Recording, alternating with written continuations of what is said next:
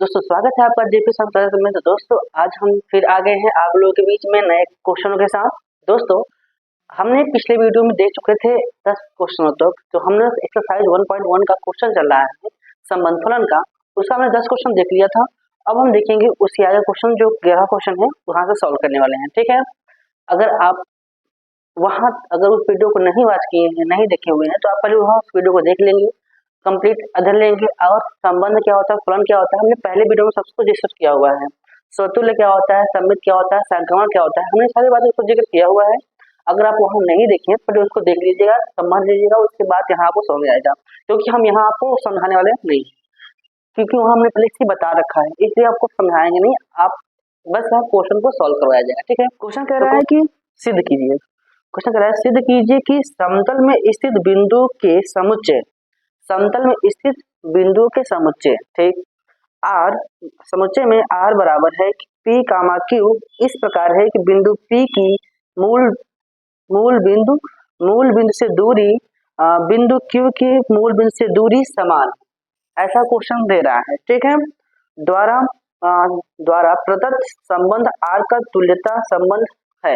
ऐसा कह रहा है कि तुल्यता संबंध है, आपको दिखाना है या नहीं है। कुछ ऐसा कह रहा है कि पुनः सिद्ध कीजिए कि P कामा P बराबर 0, यानी जो P है वो मूल बिंदु पर नहीं है। जो P है मूल बिंदु से संबंधित सभी बिंदुओं पर P से होकर जाने वाली एक वृत्त का निरूपण करती है, यह जिसका केंद्र मूल बिंदु है, आपको दर्शाना है। ठीक है, तो बहुत सिंपल क्वेश्चन है, बहुत हार्ड नहीं है। आप लोग डरते मत कि देखते हैं क्वेश्चन पढ़ते ही बहुत अच्छा क्वेश्चन है, कैसे समझ में आएगा। बहुत सिंपल क्वेश्चन है, हम पहले क्वेश्चन को लिखते हैं और फिर सॉल्व करते हैं। ठीक है,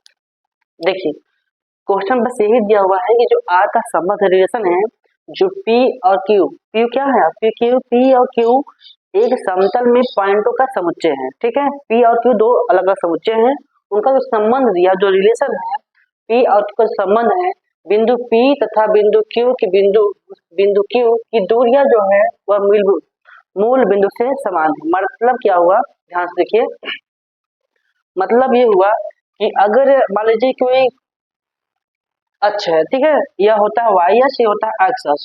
जो यहाँ होता है 0,0, तो एक अगर मानते हैं यहाँ P है और यहाँ क्या है, Q है, तो यहाँ से ये दूरी x है, तो यहाँ से ये दूरी भी x है, यानी दोनों दूरियां समान है, ऐसा इस क्वेश्चन में दे रखा है। ठीक है, तो आपको सिद्ध करना है कि यह तुल्यता है, और उसके बाद कुछ और दिया था, उसको भी देखेंगे। पहले हम सिद्ध करते हैं तुल्यता है या नहीं है। ठीक है, अब हम बात करेंगे किसका, तुल्यता के लिए हम पहले देखते हैं स्वतुल्य। क्या देखेंगे, स्वतुल्य। तो स्वतुल्य पहला आपका होता है स्वतुल्य, स्वतुल्य। अब स्वतुल्य संबंध है या नहीं, इसको देखिए, संबंध तो क्या करना है, कुछ नहीं करना है, तो यहाँ लिखेंगे क्या, P कामा P सदस्य है R का, P कामा P सदस्य है R का, होगा क्यों नहीं भाई। अगर आप कोई बिंदु लिए हैं, अगर हम बात करते हैं यहाँ से, मान लेते हैं लिखते हैं ना, यहाँ पर लिख देते हैं, यहाँ पर बिंदु P है और यहाँ पर भी बिंदु P की दूरी x है, और फिर यहीं पर बिंदु P, यानी कि स्वयं के तो बराबर होगा कि नहीं, स्वयं के बराबर होगा, स्वयं के बराबर तो हो सकता है, इसलिए यह संबंध आ रहा है। तो हम क्या लिखेंगे कि यहाँ लिखेंगे बिंदु P की दूरी बिंदु P से समान है। अतः अतः अतः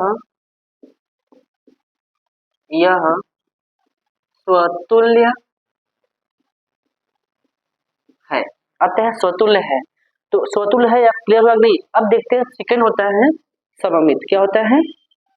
सममित। अब समित संबंध की बात करेंगे तो इसमें क्या होता है? देखिए इसमें क्या होता है कि अगर बिंदु P Q के बराबर है, क्या है?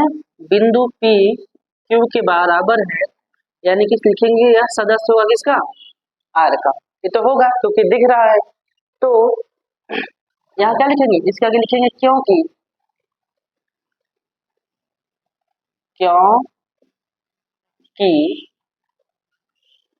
P तथा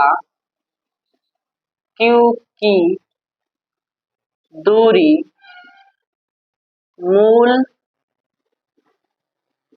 बिंदु से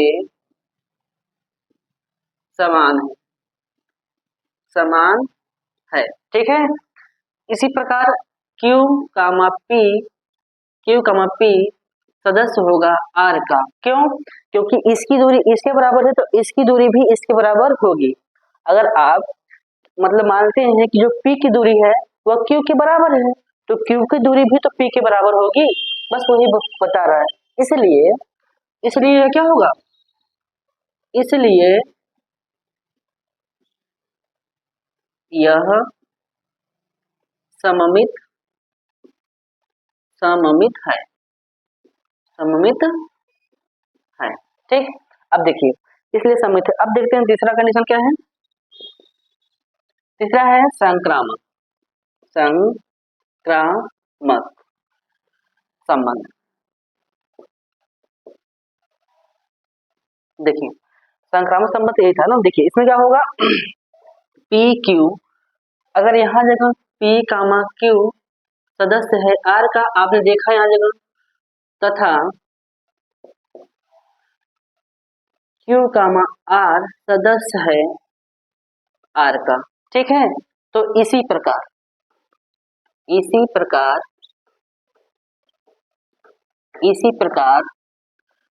P, R सदस्य होगा R का।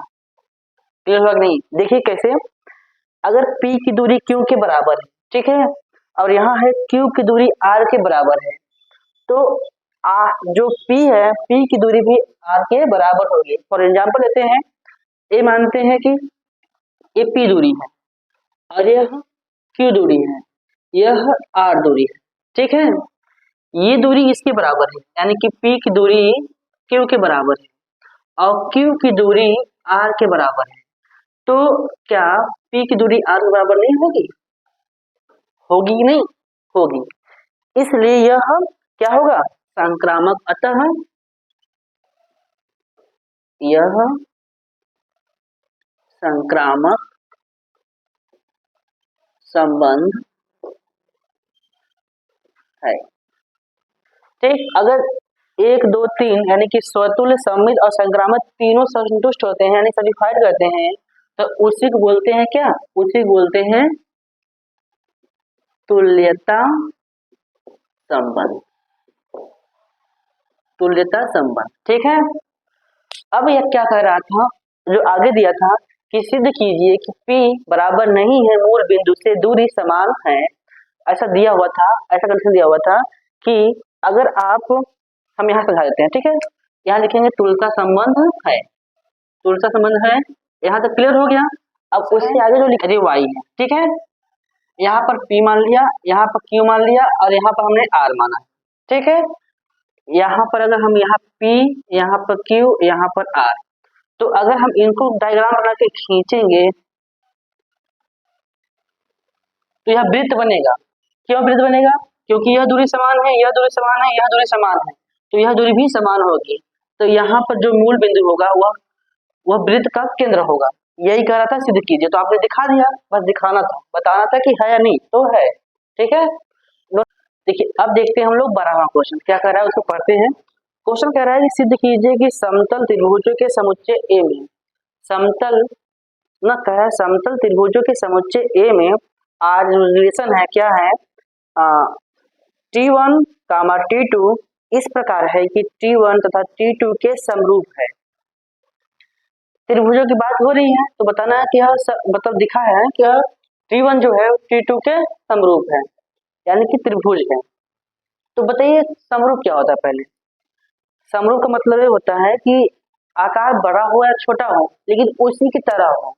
फॉर एग्जाम्पल हम यहाँ बात करते हैं तो मान लीजिए कि कोई त्रिभुज है, ठीक है, ये त्रिभुज है, एक बगल में और त्रिभुज है। देखिए यहाँ पर 3 है, यहाँ पर 5, यहाँ पर 4 है, यहाँ पर 5 है, तो यहाँ होगा 9, यहाँ होगा, यहाँ पर 9 है, यहाँ पर कितना होगा, यहाँ होगा 15, यहाँ पर होगा 12। कहने मतलब है कि उनका आकार छोटा या बड़ा हो नहीं मतलब है, उनकी जो बनाई का रूप है यानी जो आकार दिया गया है वह एक ही तरह का है। अगर ऐसा होता है तो उसी को बोलते हैं क्या, समरूप। उसी को बोलते हैं क्या, समरूप। तो वह समरूप है, ठीक है, जिसे हम समरूप होता है। तो आपको समझ आ गया होगा। अब चलते हैं क्वेश्चन पे।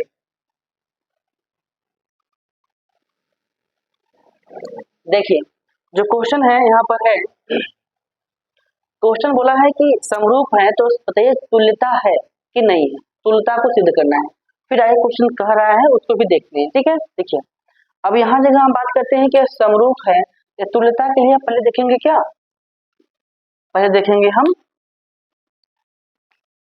स्वतुल्य, स्वतुल्य संबंध। अब बताइए जो T1 है, जो T1 है कामा T1 R से संबंधित होगा, नहीं होगा कि नहीं होगा भाई, क्योंकि जो T1 है वह स्वयं के तो समरूप तो होगा ही ना। तो वही बता रहा है T1 समरूप है किसके, R के, यानी कि सदस्य है R के। क्योंकि क्या लिखेंगे, यहाँ लिखते हैं क्योंकि T1 तथा T1 समरूप त्रिभुज है, ठीक। इसलिए यह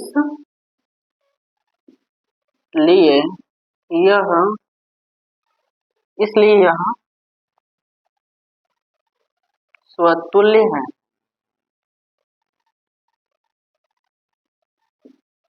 ठीक है। अब देखते हैं दूसरा क्वेश्चन क्या है, सममित, सममित, सममित, सममित संबंध।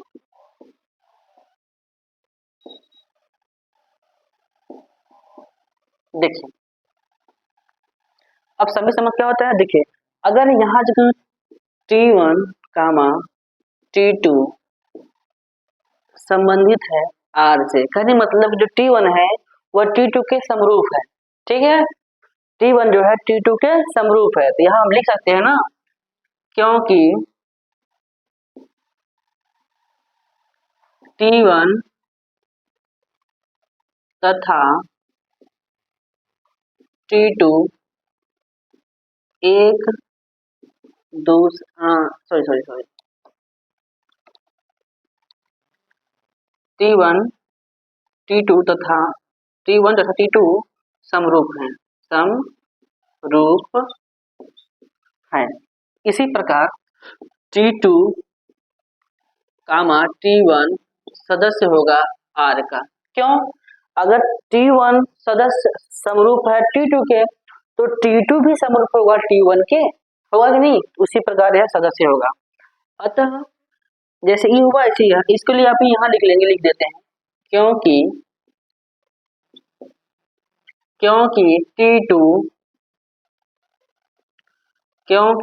T2 तथा T1 के समरूप है, रूप, ठीक है। इसलिए क्या होगा, इसलिए यह क्या होगा, सममित होगा, सममित होगा।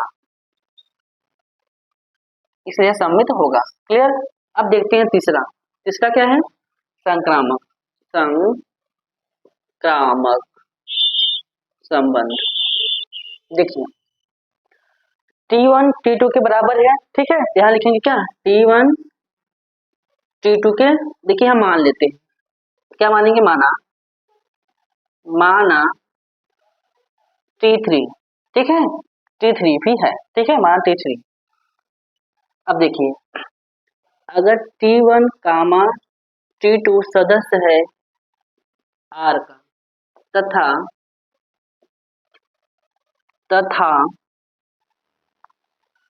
T2 सदस्य है T3 का, यानी कि समरूप है T3 यानी सदस्य है R का, तो इसी प्रकार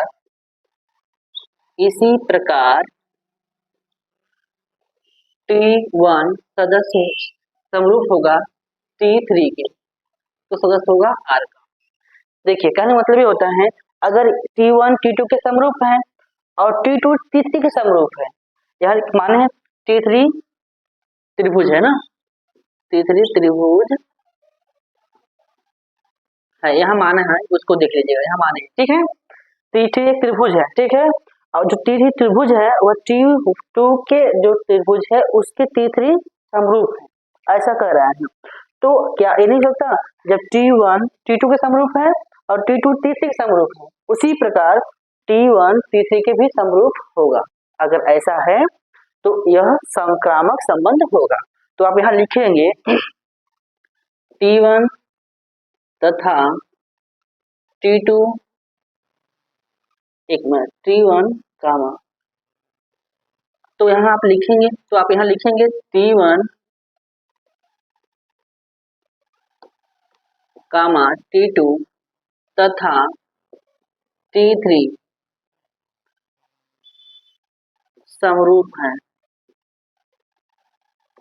रूप है, ठीक है।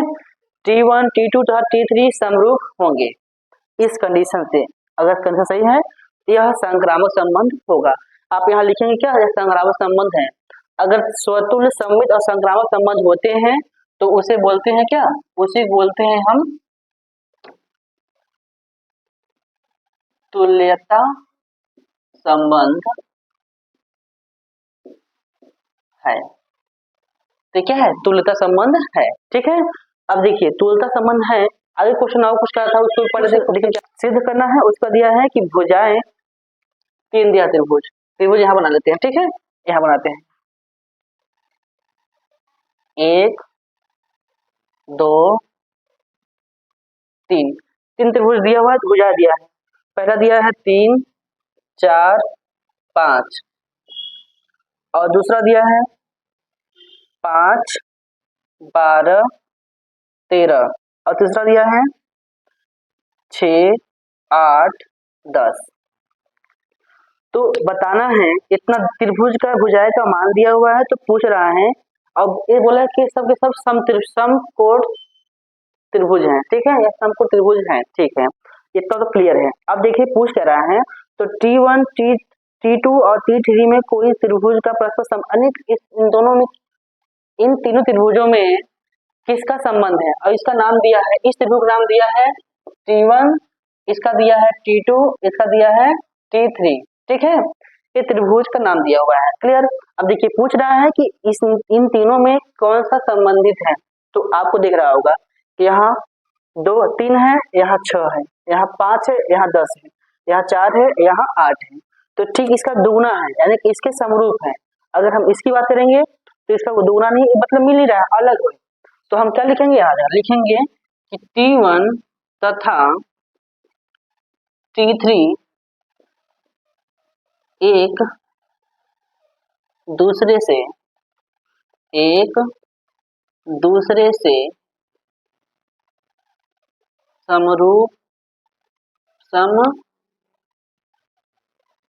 समरूपता रखते हैं, अतः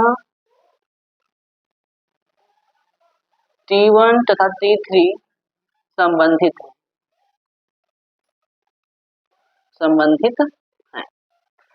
यही था क्वेश्चन 12वां। जो लास्ट में बोला था आप लोग इसे नोट कर लीजिए। सिद्ध कीजिए कि समस्त बहुभुजों के समुच्चय ए में r बराबर क्या है, P1, P2 इस प्रकार है कि P1 तथा Q1 की भुजाएं संख्या समान है, जो भुजाओं की संख्या है वह समान है, ठीक है, तथा समान है द्वारा संबंधित r जो है ना, r संबंधित है किससे, स्वतुल्य से, ऐसा सिद्ध करना है। और कह रहा है कि 3, 4 और 5 लंबाई वाली भुजाओं वाले समकोण त्रिभुज से संबंधित समुच्चय एक के सभी अवयवों द्वारा समुच्चय ज्ञात कीजिए। कहने का मतलब ये है कि क्वेश्चन समझ नहीं आया, फिर से पढ़ते हैं एक बार, हम खुद स्वयं कर रहे हैं। क्वेश्चन कह रहा है, ध्यान से पढ़िए। क्वेश्चन कह रहा है सिद्ध कीजिए कि समस्त बहुभुजों के समुच्चय ए में r बराबर P1, P2 इस प्रकार है कि P1 तथा Q1 की भुजाओं की संख्या समान है।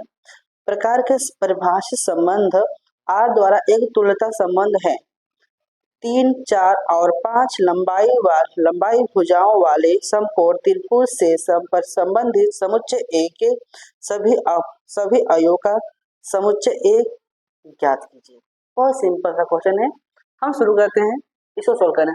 जो दिया है रिलेशन लिखे हुए हैं क्वेश्चन नंबर 13 से है, ठीक है। देखिए, अगर आपको स्वतुल्यता संबंध सिद्ध करना होता है तो आपको ये सिद्ध करना पड़ता है कि सममित है, संक्रामक है और स्वतुल्य है। तो बात करते हैं स्वतुल्यता। पहला क्या है, स्वतुल्य संबंध। देखिए, स्वतुल्य संबंध की बात करेंगे, क्या करेंगे यहाँ देखो कि P1, P1 सदस्य है R का, बोल सकते हैं कि नहीं। अगर P1 P2 समान है तो P1 P1 के तो समान हो सकता है कि ना, इसलिए क्या होगा, अतः यह A के सभी अवयव के लिए, किसके, P जो होगा ये सभी A के सभी अवयव के लिए होगा, कंडीशन ऐसा होगा, ठीक। अब देखिए, अतः यह स्वतुल्य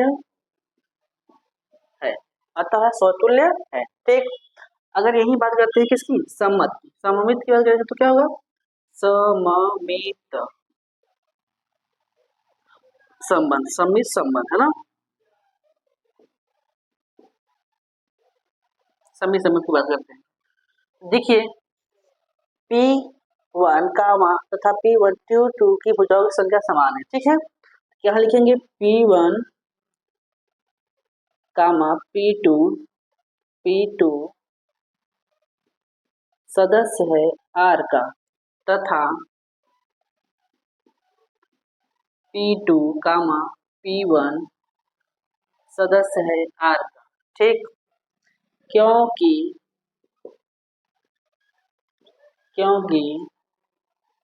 P1 तथा P2 की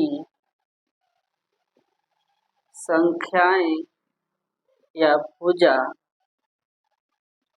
समान है, क्लियर। इसलिए क्या है, सममित, अतः यह सममित है, अतः क्या है,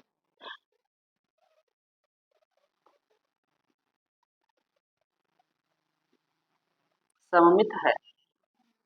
अब देखते हैं तीसरा क्या है, तीसरा आपका है संक्रामक। क्या है, संक्रामक संबंध,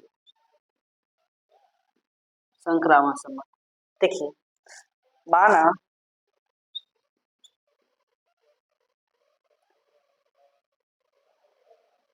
P1 तथा P2 की भुजाएं समान है, इसी प्रकार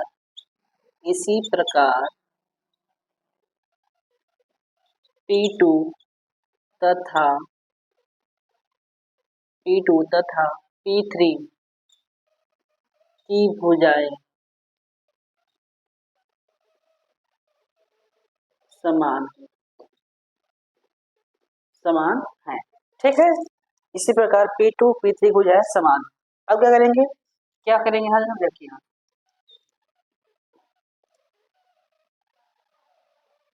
P1 कामा P2 सदस्य है R का, ठीक है। इसी प्रकार P2 कामा P3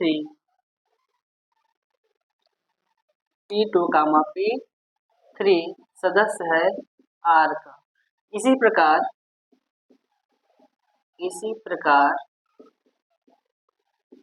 P1 कामा P3 सदस्य होगा R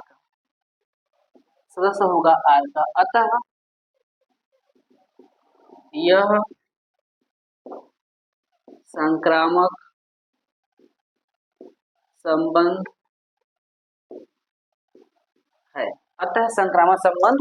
है। क्लियर हुआ। देखिए, अगर P1 P2 P3 अगर हैं, इसकी भुजा इसके बराबर है और इसकी भुजा इसके बराबर है, तो इसकी भुजा इसके बराबर हो सकता है, इसलिए यह सदस्य होगा R का। क्लियर हुआ। अब जो लास्ट में कहा था कि 3, 4 और 5 भुजा वाला एक समकोण त्रिभुज क्या इसका इस फार्मूले को सेटिस्फाई करता है, जो रिलेशन है यह संतुष्ट करता है? तो हाँ करेगा, क्यों नहीं करेगा। देखिए 3, 4, 5 त्रिभुज ना समकोण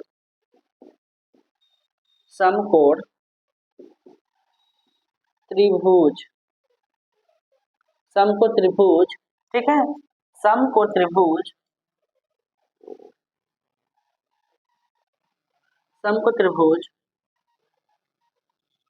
है, इसलिए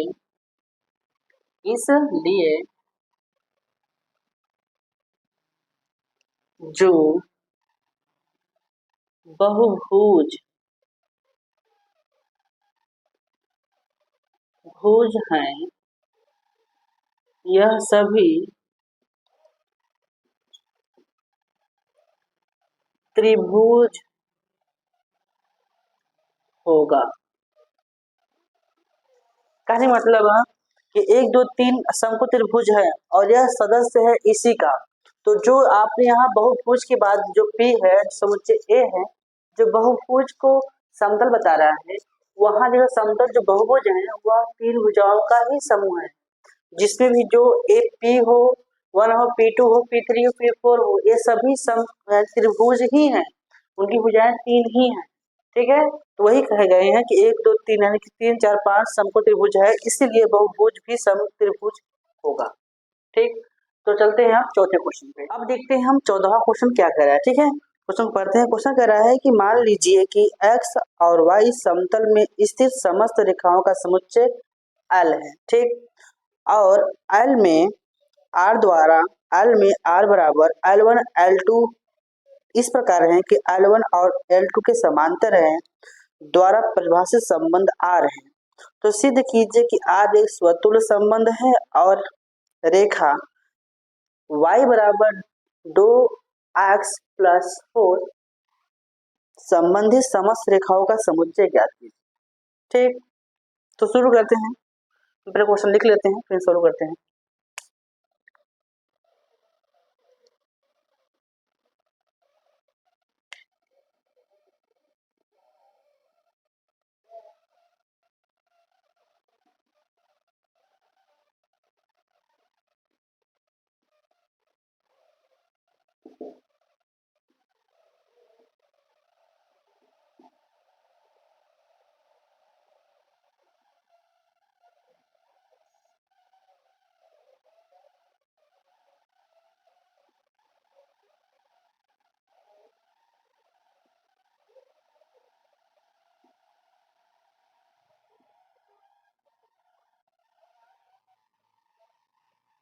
क्वेश्चन बस इतना है कि जो L1 है वह L2 के समानांतर है, ठीक है। आपको सिद्ध करना है कि यह स्वतुल्य है, ठीक है। देखिए अगर इसमें आप बात करते हैं तो हम बात करते हैं पहले स्वतुल्य की। पहला कंडीशन क्या होगा, स्वतुल्य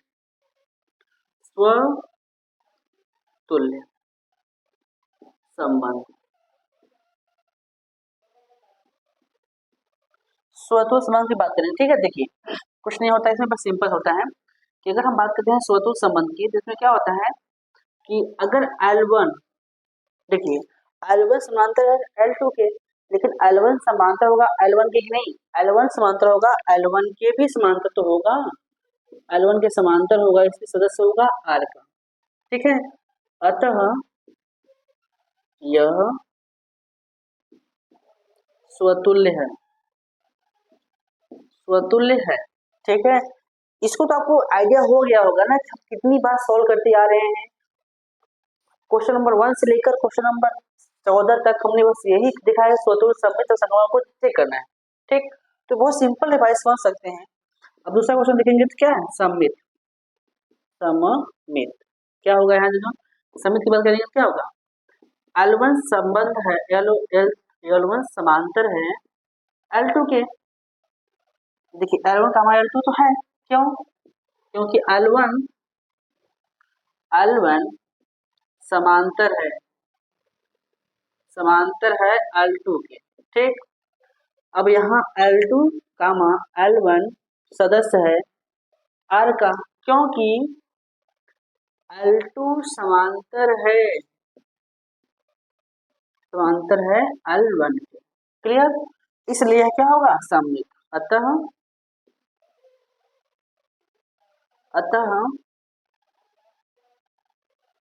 यह सममित है, अब हम यहाँ देखते हैं तीसरा, क्या है तीसरा आपका है संक्रामक संबंध,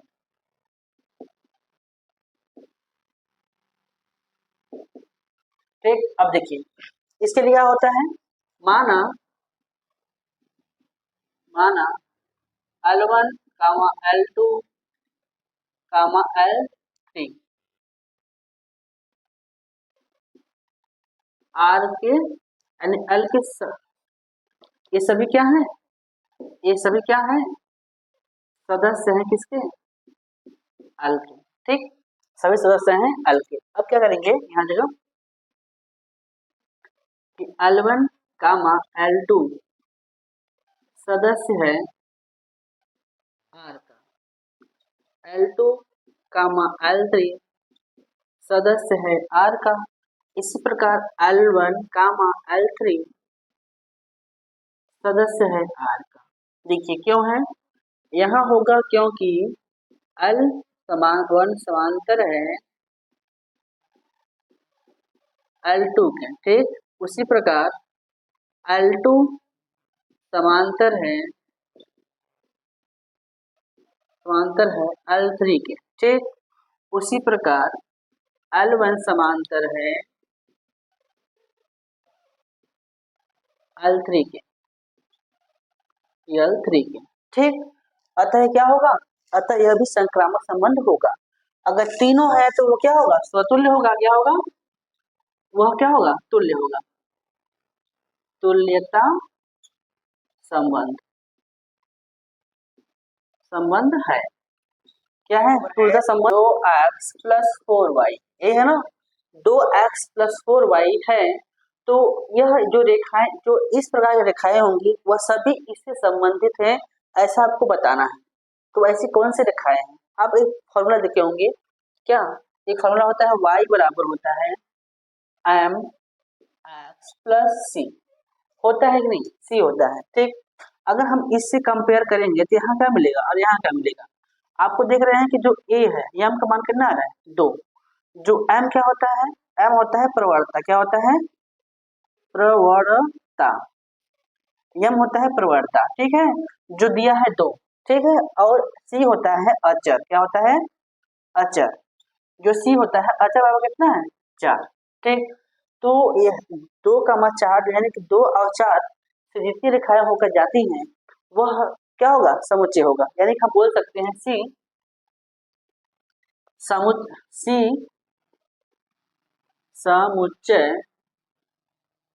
समुच्चय L है, C समुच्चय L है, ये बोल सकते हैं।